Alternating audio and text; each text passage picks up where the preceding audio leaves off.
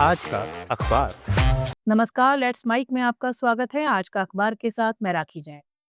यहाँ हम देश दुनिया के सबसे बड़े और विश्वसनीय अखबारों से चुनते हैं वो रिपोर्ट्स जो सिर्फ खबर नहीं, आपकी समझ और सोच को गहराई देती हैं।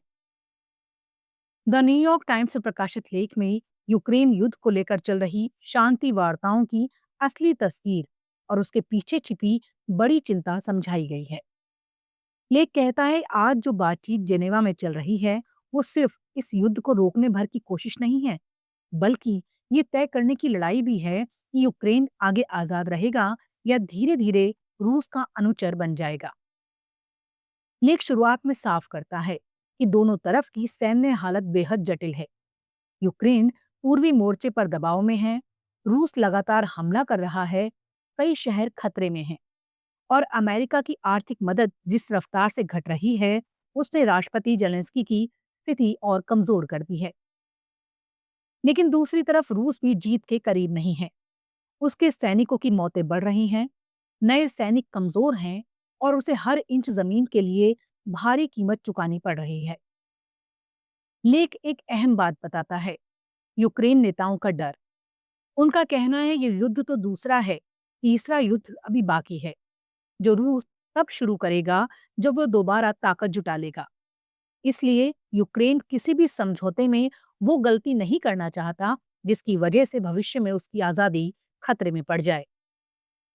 यहीं आता है ट्रंप प्रशासन का लीक हुआ 28 बिंदुओं वाला प्लान, जिस पर लेख सबसे ज्यादा सवाल उठाता है। ये प्लान यूक्रेन से कहता है कि वो डोनबास का एक बड़ा हिस्सा छोड़ दे, अपनी सेना घटाए और नाटो की सदस्यता भूल जाए।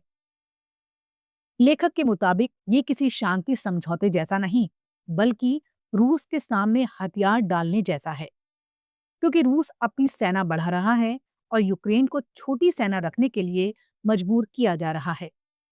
ऐसे में भविष्य में रूस से बचने का कोई तरीका नहीं बचेगा। लेख ये भी दिखाता है कि अमेरिका के भीतर ही इस योजना को लेकर भ्रम है।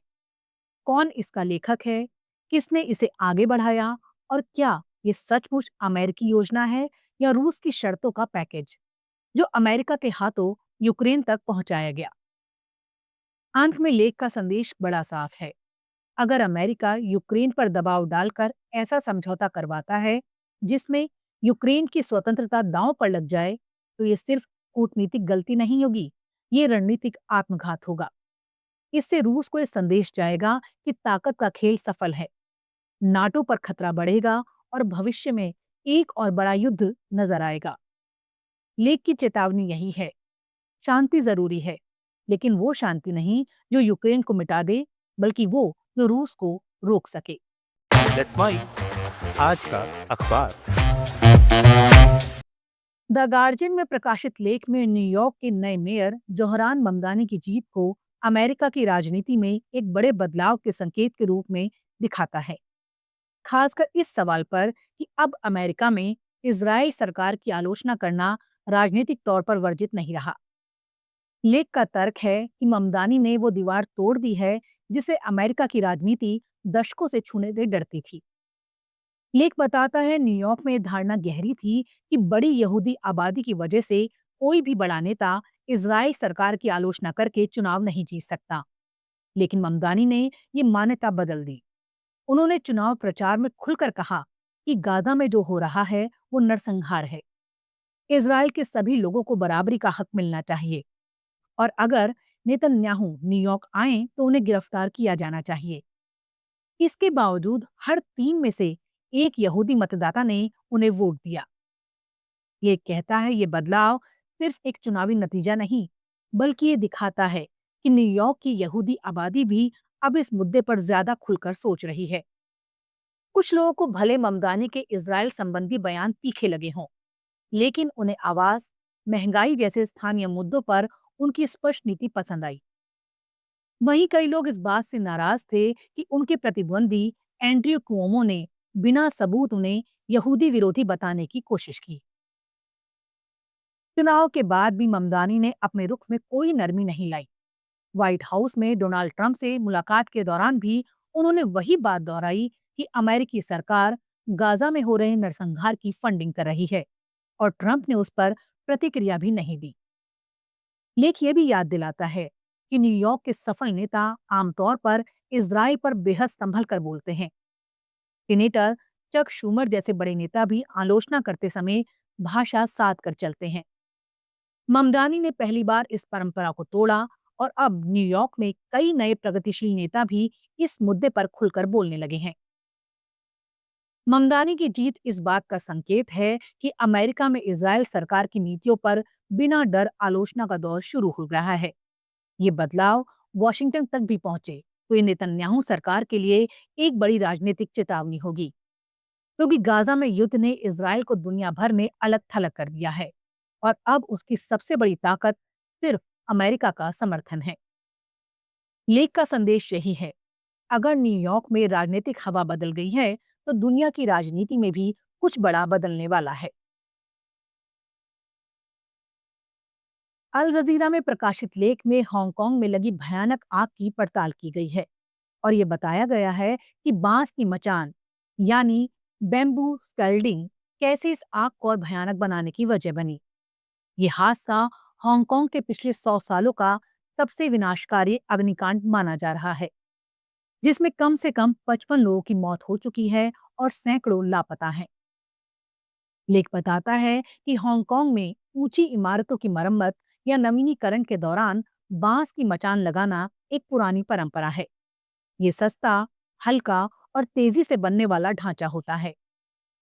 खास बात यह है कि सकरी गलियों और गगनचुंबी इमारतों वाले शहर में इसे आसानी से ऊपर नीचे ले जाया जा सकता है। लेकिन इसकी यही खूबियां अब बड़े जोखिम के रूप में सामने आई हैं, क्योंकि बांस स्वभाव से ही जलने वाला पदार्थ है। मामला यह है कि ताइपो इलाके की एक हाउसिंग सोसाइटी में लगी आग इमारत के बाहर लगी इस मचान से शुरू हुई और फिर मचान की जालीदार बनावट ने आग को सीधे ऊपर की मंजिलों तक पहुंचा दिया, जैसे आग की चढ़ाई के लिए एक तैयार सीढ़ी मिल गई हो।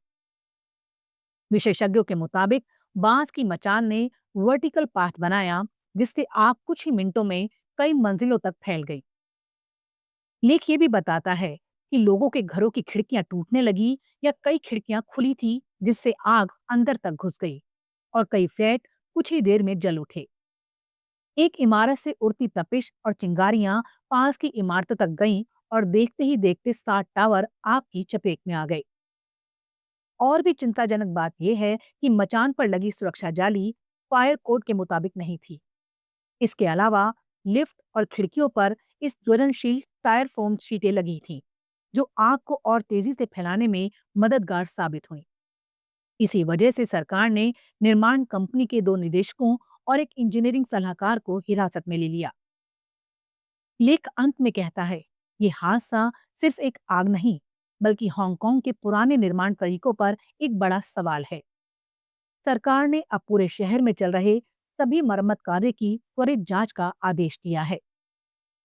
कुल मिलाकर लेख का संदेश ये है कि परंपरा, सुविधा और लागत की वजह से चल रही पुरानी तकनीकें जैसे बांस की मचान अब तेजी से बदलते शहरी माहौल में खतरा बन रही हैं।